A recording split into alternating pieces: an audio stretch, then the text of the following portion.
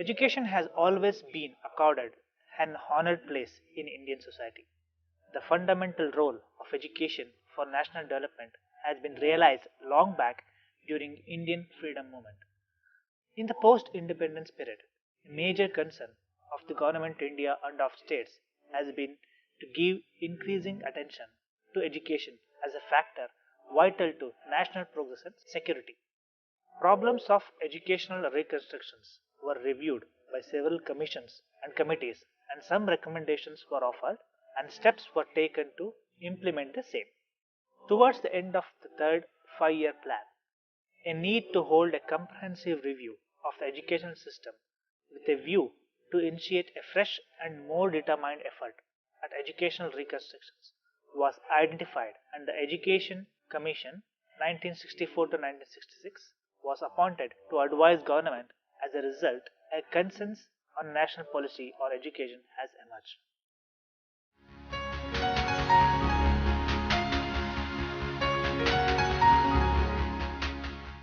The National Policy on Education (NPE) is a policy formulated by the Government of India to promote education amongst people.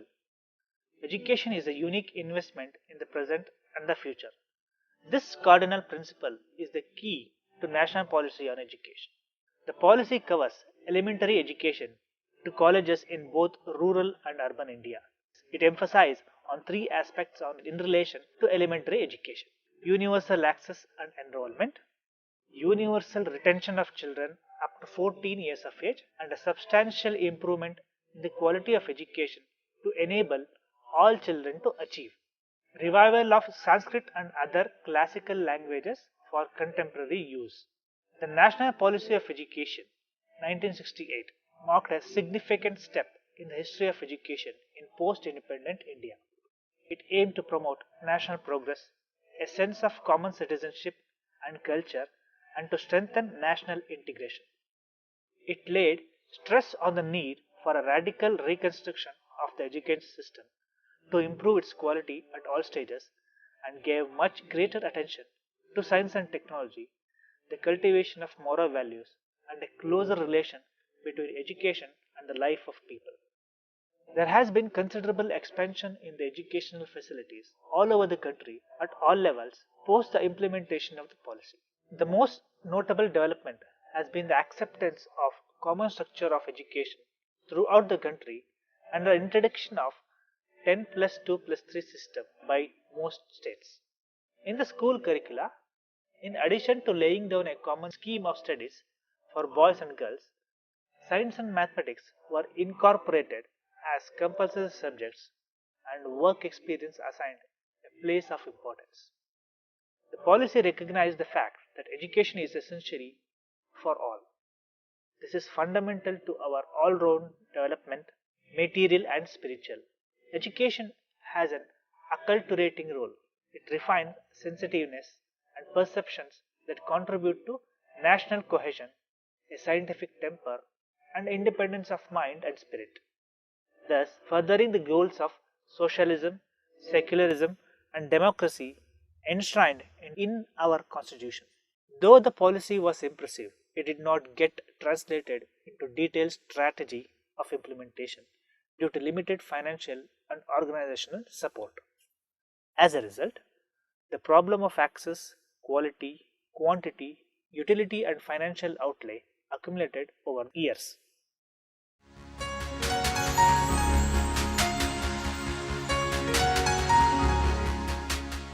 This program of action is meant to provide an indication of the nature of actions which are needed in order to implement the directions of the policy.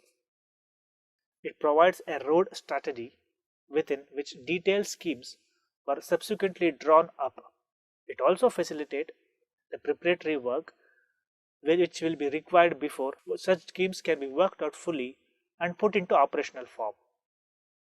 It is necessary to understand that what is presented here is not an inflexible structure but only a projection of directions with varying degrees of detail and can be modified on the basis of experiences and emerging scenarios. Implementation of the programs is a cooperative effort between the center, states and the communities. Most of the directives of NPE POA have been operationalized by the union and states. The broad achievements are captured here, and however, this is not a holistic list of achievements, only a few are indicated here. The number of primary schools has increased from 5.29 lakhs in 1985-86 to 5.58 lakhs in 1990-1991, and the number of upper primary schools has increased from 1.35 lakhs to 1.46 lakhs during the same period. The dropout rates declined from 47.61% in 1985-86 to 46.97% in 87-88.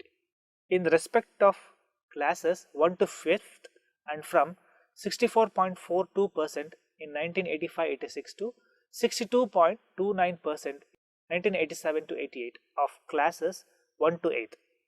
However, the data of subsequent years is not available. Non-formal education (NFE) has become an accepted alternative channel for children who cannot attend full-time schools. As per the guidelines in the National Curriculum Framework, the NCERT revised the entire school syllabus and brought out revised textbooks for classes 1 to 7th, and states and union territories have also undertaken measures of curriculum renewal and development of new textbooks for different stages of school education. A positive externality of the total literacy campaigns has been that in many districts covered by the campaign, there has been an upsurge in demand for primary education. Significant developments have taken place in the area of learner achievement. The NPE 1986 spells out minimum levels of learning (MLL) and stated that to promote equality, it will be necessary to provide for equal opportunity to all, not only in access but also in the condition for success. Besides, awareness of the inherent equality of all will be created through the core curriculum. Minimum levels learning will be laid down for each stage of education.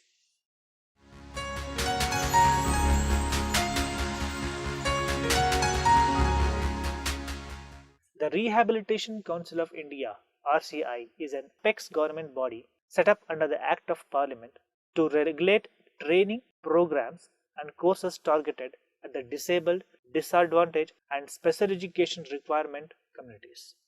It is the only statutory council in India that is required to maintain the Central Rehabilitation Register, which mainly documents details of all qualified professionals who operate and deliver training and educational programs for the targeted communities. In the year 2000, the Rehabilitation Council of India Amendment Act 2000 was introduced and notified consequently by the Government of India. The amendment brought definitions and discussions provided within the earlier Rehabilitation Council of India Act 1992 under the ambit of larger act, namely Persons with Disability, Equal Opportunities, Protections of Rights and Full Participation Act 1995.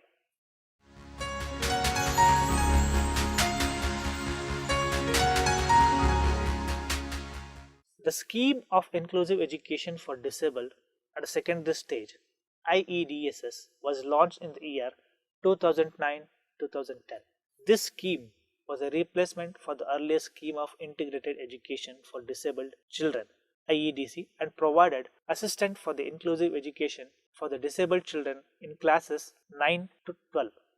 The main objective of IEDSS is to enable all students with disabilities after completing 8 years of elementary schooling to pursue further 4 years of secondary schooling in an inclusive and enabling environment.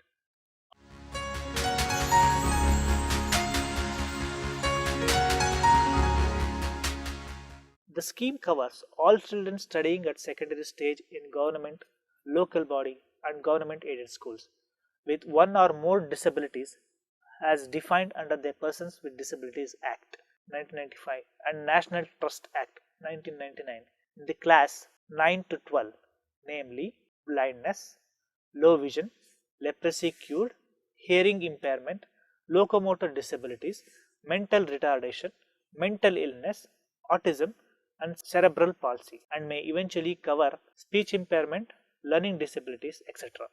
Girls with disabilities receive special focus to help them gain access to secondary schools, as also to information and guidance for their developing potential. Setting up of model inclusive schools in every state is envisaged. Components. Assistance is admissible for two major components: student-oriented components such as medical and educational assessment books and stationery uniforms, transport allowance, reader allowance, stipend girls, support services, assistive devices, boarding and lodging facility, therapeutic services, teaching learning materials, etc. Other components include appointment of special education teachers, allowances for general teachers for teaching such children, teacher training, orientation of school administrators, establishment of resource room, providing barrier-free environment, etc. Sarva Shiksha Abhiyan SSA. Free and compulsory education for all children up to the age of 14 years. Provision of universal elementary education has been a salient feature of national policy since independence. This resolve has been spelled out emphatically in the National Policy of Education (NPE), IWC, and a Program of Action (POA) 1992. A number of schemes and programs were launched in the pursuance of emphasis embodied in the NPE and the POA.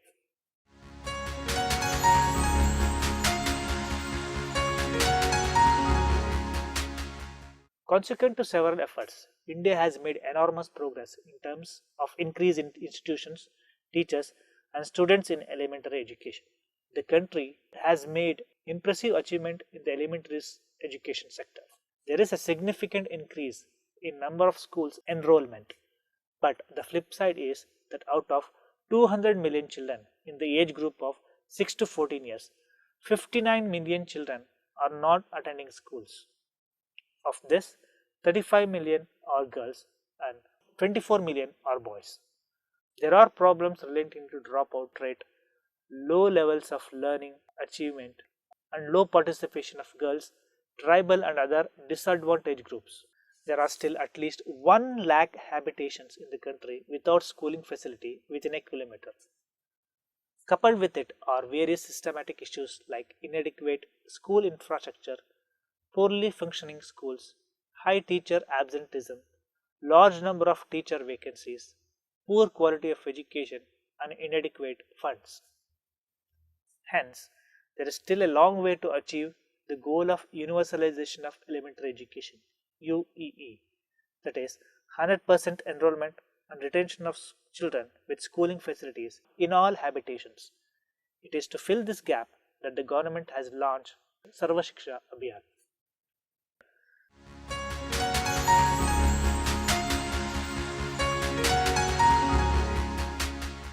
The Sarva Shiksha Abhiyan is a long cherished goal of universalization of elementary education (UEE) through a time-bound integrated approach in partnership with the state.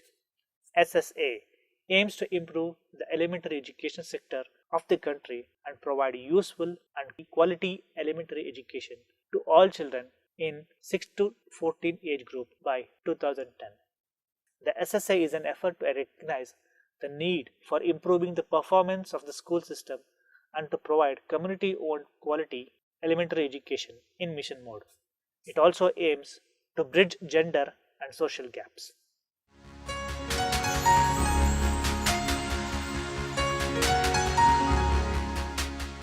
The central and state governments together implement the SSA in partnership with the local governments and the communities. States have been requested to establish state-level implementation society for DEE under the chairmanship of Chief Minister and Education Minister, which has already been done in many states.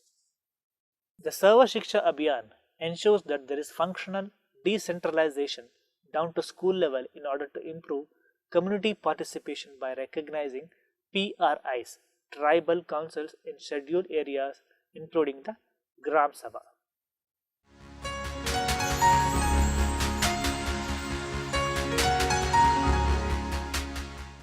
In 1992, India adopted the Proclamation on the Full Participation and Equality of People with Disabilities in the Asian and Pacific region.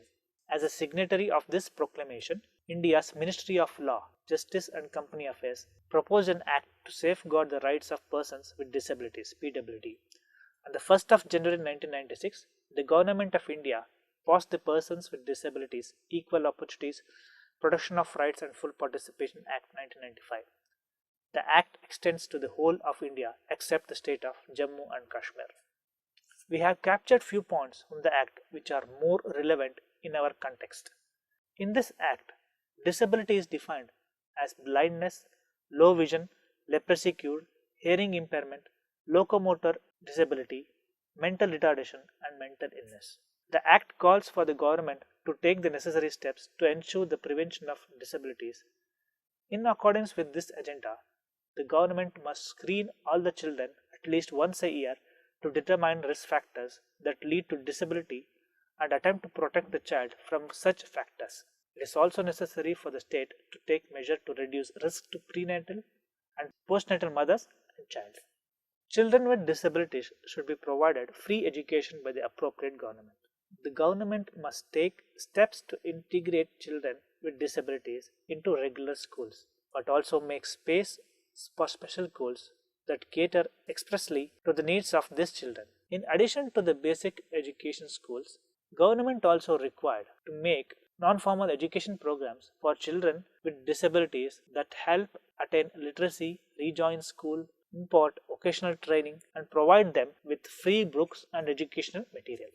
Teachers need to be specially trained to educate and see the needs of children with disabilities. The government must also set up schemes that provide children with disabilities, grant scholarships, and also provide funds for making buildings disabled friendly. Educational institutions are also required to provide visually challenged students with aides who will write for them.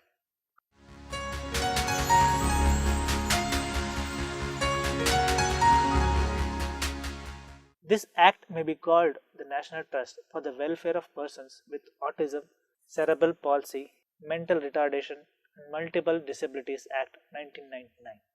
The central government may, by notification, appointment, there shall be constituted, for the purpose of this act, a body by the name of National Trust for Welfare of Persons with Autism, Cerebral Palsy, Mental Retardation, and Multiple Disabilities, which shall be a body corporate by the name aforesaid, having perpetual succession and a common seal with power, subject to the provision of this act, to acquire, hold, and dispose of property, both movable and immovable, and contract shall, by the said name, sue or be sued.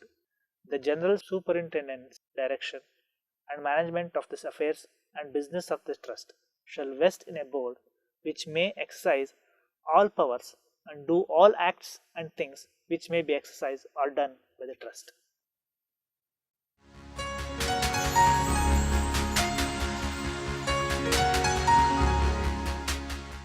Biwako Millennium Framework is for action to promote an inclusive, barrier-free, and right-based society for persons with disabilities in the region.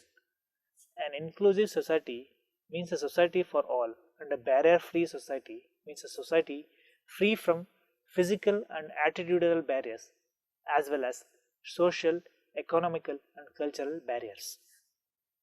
A right-based society means a society based on the concept of human rights, including the right to development. Principles and policy directions of the Biwako Millennium for Act.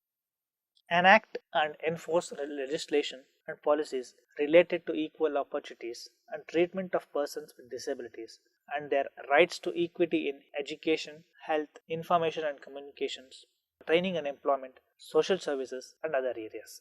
Such legislation and policies should include persons with all types of disabilities, women and men, people in urban and remote and rural areas. They should be right-based and promote inclusive and multi-sectorial approaches. Include disability dimensions in all new and existing laws, policy plans, programs, and schemes. Establish or strengthen national coordination committees on disability, which will develop and coordinate the implementation and monitoring policies concerning disability with effective participation from organizations and for persons with disabilities. Support the development of persons with disabilities and their organizations and include them in the national policy decision making process on disability with special focus on the development of women with disabilities and their participation in self-help organizations of persons with disabilities as well as mainstream gender initiatives. Ensure that disabled persons be an integral part of efforts to achieve the Millennium Development Goals, particularly in the areas of poverty alleviation, primary education, gender and youth employment. Strengthen national capacity in data collection and analysis concerning disability statistics to support policy formulation and program implementation. Adopt a policy of early intervention in all multi-sectoral areas, including education, health and rehabilitation, and social services for children with disabilities from birth to 4 years. Strengthen community-based approaches in the prevention of causes of disability, rehabilitation, and equalization of opportunities for persons with disabilities. Adopt the concept of universal and inclusive design for all citizens, which is cost effective in the development of infrastructure and services in the areas of inter alia, rural and urban development, housing, transport, and telecommunication.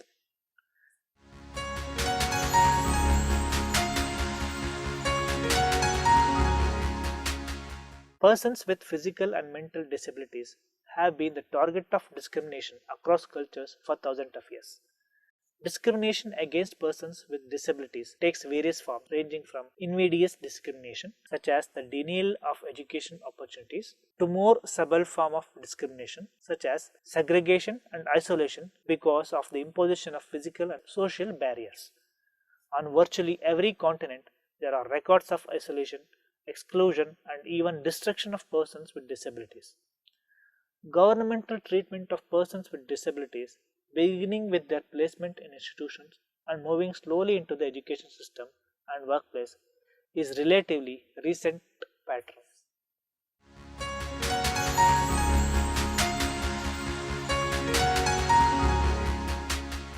Every country has laws in place to ensure proper education is provided to disabled and their human rights are secured. Few acts related to education of disabled in other countries are Individuals with Disabilities Education Act (IDEA), Equality Act 2006, Disability Discrimination Act 2005, Disability Discrimination Public Authorities Statutory and Duties Regulations 2005 serial number 2966, Special Educational Needs and Disability Act 2001, Education Act 1996, Disability Discrimination Act 1995, No Child Left Behind Act of 2001, Education for the Handicapped Act EHA PL 94 to 142.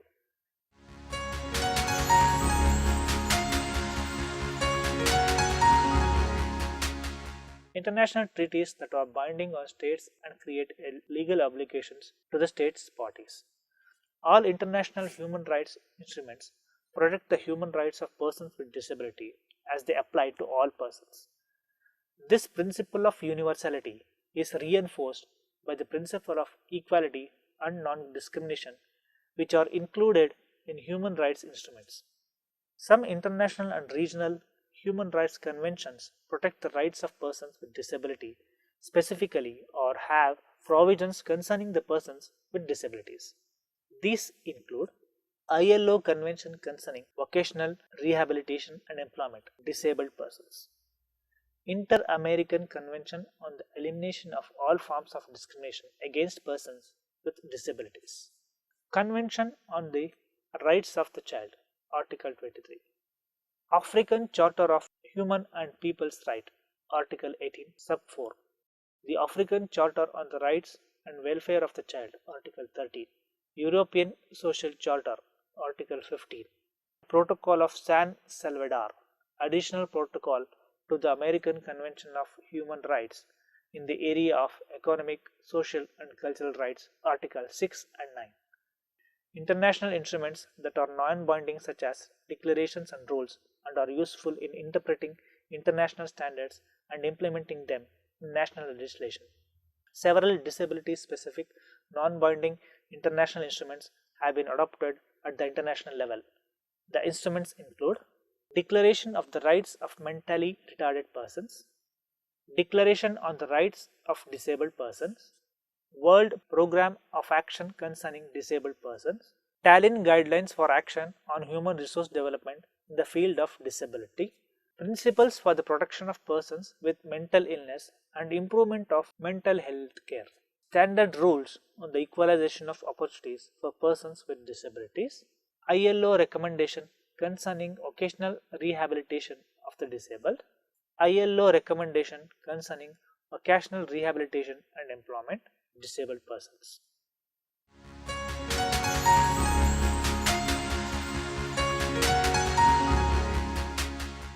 Persons with disability often are excluded from the mainstream of the society and denied their human rights. Effects of disability based discrimination have been particularly severe in fields such as education, employment, housing, transport, cultural life, and access to public places and services. This may result from distinction, exclusion, restriction, or preference, or denial of reasonable accommodation on the basis of disablement, which effectively nullifies or impairs the recognition, enjoyment, or exercise of the rights of persons with disabilities. Governments have implemented various laws at national and state level to ensure that rights of people with disability are protected.